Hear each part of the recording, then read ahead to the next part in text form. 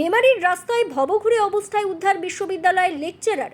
মানবিক উদ্যোগে বাড়ি ফিরলেন ডক্টর আভাস চক্রবর্তী।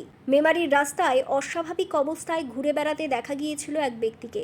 বিষয়টি নজরে আসতেই অনেকেই ওই ব্যক্তিকে নিয়ে সোশ্যাল মিডিয়ায় পোস্ট করেন। তাকে কেউ চিনতে পারলে মেমারি থানায় খবর দেওয়ার জন্য আবেদন জানানো হয়। সোশ্যাল মিডিয়ায় বিষয়টি ছড়িয়ে পড়ার পর মেমারি থানায় খবর দেওয়া হলে পুলিশ ওই ব্যক্তিকে উদ্ধার করে থানায় নিয়ে আসে। এরপর সোশ্যাল মিডিয়ার মাধ্যমে বিভিন্ন জায়গা থেকে ওই ব্যক্তির পরিচিতরা পুলিশের সঙ্গে যোগাযোগ করতে শুরু করেন। ওই ব্যক্তির পরিচয় জানার পর কার্যত অবাক হয়ে যান অনেকেই।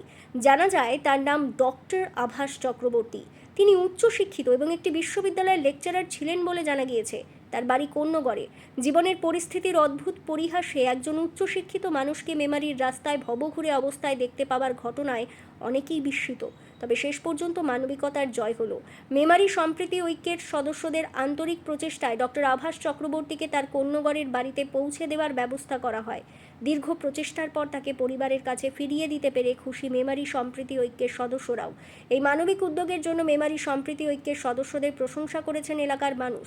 এক অসহায় মানুষকে তার পরিবারের কাছে ফিরিয়ে দেওয়ার এই উদ্যোগ ফের প্রমাণ করল মানুষের পাশে দাঁড়ানোর জন্য মানবিকতাই সবচেয়ে বড় পরিচয়। আভাস চক্রবর্তীর নাম শুনেছি, কয়েকদিন ধরে পোস্ট করছে সবাই। তা আমরা দেখতে পেলাম আজকে আমাদের মিলনদা 0 পয়েন্ট কাছ থেকে খবর পেলাম, আমাদেরকে ফোন করেছিল যে ইউনিট 1-এর এক মাস্টারমশাই মানুষ স্যার ওনাকে ফোন করেছিল যে এরকম ইউনিট 1-এর সামনে উনি পড়েছিলেন। তা আমাদেরকে জানানো হয়, আমরা সেটা মানুষ স্যার বা আমাদের 0 পয়েন্ট পত্রিকা থেকে থানাতে জানানো হয়।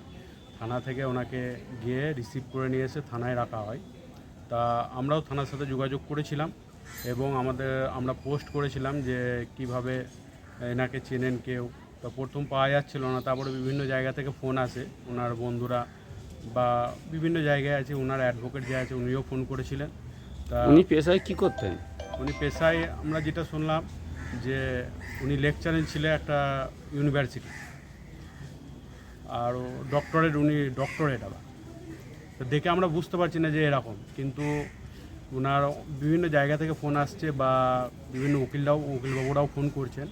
তা কালকে নিয়ে যাওয়ার কথা ছিল, কিন্তু কালকে আসতে পারেননি। ওনার বাড়িতে কেউ নাই, ওনার বাড়িতে শুধু বৃদ্ধা মা আছেন, তিনারও বয়স 75 বছর বয়স। তা তিনি আসতে পারেননি। আজকে ওনার বন্ধুরা আসার কথা ছিল, কিন্তু ওনারা আসতে পারেননি। আমাদেরকে বললেন যে একটা কিছু ব্যবস্থা করে পাঠিয়ে দেওয়ার, সেই জন্য আমরা ব্যবস্থা করে ওনাকে আমরা এই উকিলবাবু এবং ওনার যে বন্ধুরা আছে ওনাদের হাতে আমরা হ্যান্ড ওভার করলাম।